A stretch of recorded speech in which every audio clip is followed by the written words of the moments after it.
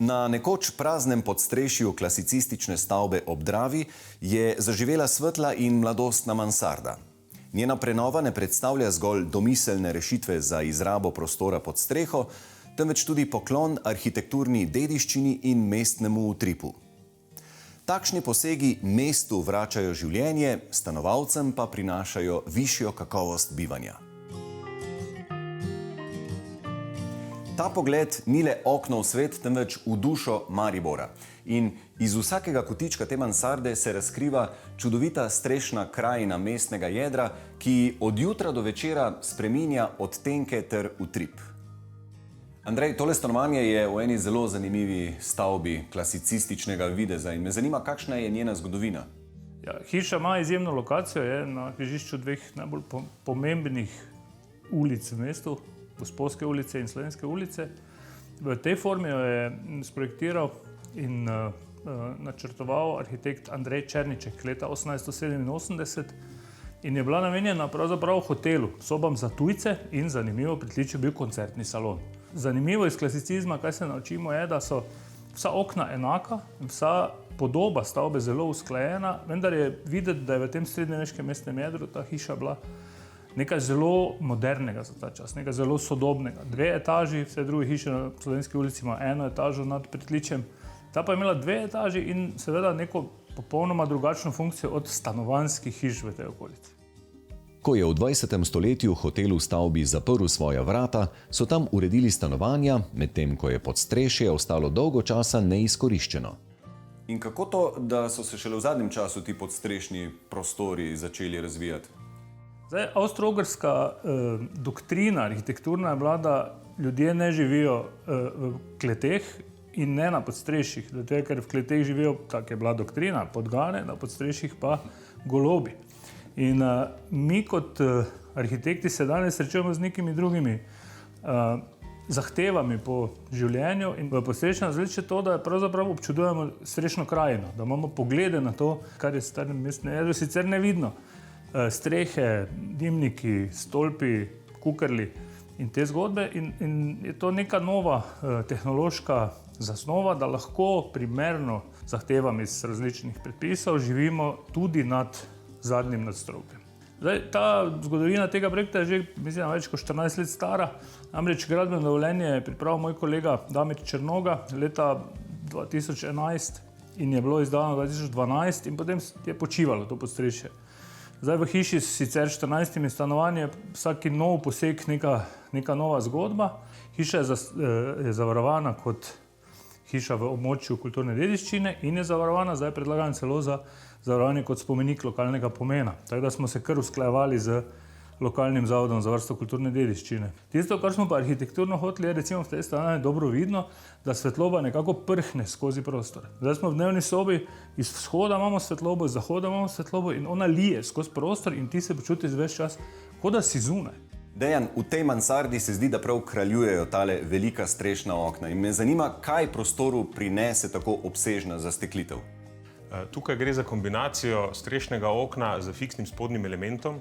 Ta kombinacija se tukaj ponovi celo 3-krat in to nam prinaša ogromno naravne svetlobe v prostor, se pravi, omogoča nam stik z okolico in služi kot pasiven vir energije. Kar se tiče samega pogleda, se pravi, ta velika širina steklene površine nekako odpira ta velik horizontalni vidni kot, omogoča nam pogled na vse 3 nivoje, to se pravi na nebo, horizont in tudi pogled proti tlom. Pomembno pa je, se pravi, da kolenčnega zidu oziroma tega parapeta pod oknom ni oziroma je minimalen. Na ta način lahko potem postavimo okna, ki so fiksna, ki se odpirajo čim niže k tlom in dosegamo potem ta pogled, ki ga želimo. Pozimi se razveselimo toplih sončnih žarkov, ki nas ogrejejo skozi okna, a poleti si želimo preprečiti, da bi naš dom postal preveč vroč zaradi pripeke. Na teh oknih tukaj so vgrajene zunanje rolete Soft, ena posebna roleta, se pravi z gumiranim platnom na solarni pogon. Ta roleta nekako popolnoma mehansko zaščiti okno, preprečuje vdor vročine v poletnem času, naredi tudi skoraj popolno zatemnitev, kar je dobrodošlo v spalnicah, otroških sobah. Zdaj tukaj vidimo precej široka strešna okna in glede na strešno konstrukcijo bi rekel, da je bil potreben kar konkreten poseg, da so se tukaj vgradila. Kaj je potrebno prej pripraviti? Širino gradnje definira razmik med špirovci. Normalno je v naših krajih to nekje okoli 80 cm. Ta okna so sicer kar nekaj večja, so večja kot meter, se pravi širša kot meter. In zato je potrebno pripraviti strešno konstrukcijo. To se naredi z enim posebnim tako imenovanim menjalnikom, kjer se obstoječe špirovce izreže in se potem prilagodi na željeno velikost tudi samo strešno konstrukcijo, ki potem omogoča vgradnjo tako velikih elementov. Naravna svetloba, zlasti zjutraj, spodbuja biološko uro in pomaga telesu hitreje preklopiti v aktiven način delovanja. Obenem omogoča lažje in bolj natančno izvajanje higiene ter ličenja, kar je bila poleg enovitega videza strehe z enakimi okni tudi ključna motivacija lastnikov za izbiro velikega okna v kopalnici. Poleg tega svetloba, ki pada globoko v prostor, naredi prostor zelo atraktiven, zračen in z tako kombinacijo, kot je tukaj, dosegamo tudi večjo tržno vrednost objekta. Med izgradnjo podstrešnih stanovanj je streha stavbe proti ulicam ohranila izvorno obliko, medtem ko so na notranji strani dvorišča zasnovali manjši zid, visok manj kot meter.